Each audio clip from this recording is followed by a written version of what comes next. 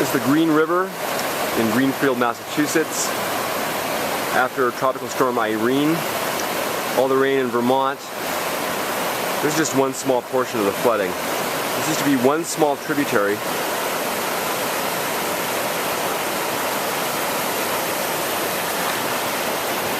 The water was where I was standing.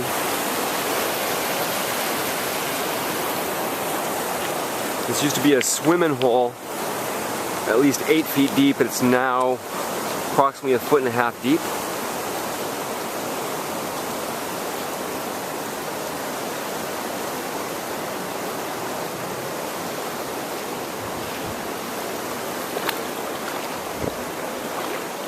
Where I'm standing now was over our head last week.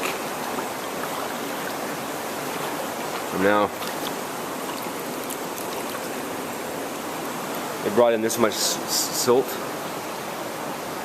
And this was an island in front of me with the stream going on both sides. It's now stopped up. All these rocks, which I'll show you next, were moved as far as, and these trees also. The house that we just saw was ripped in half, and it's about a half a mile up the river.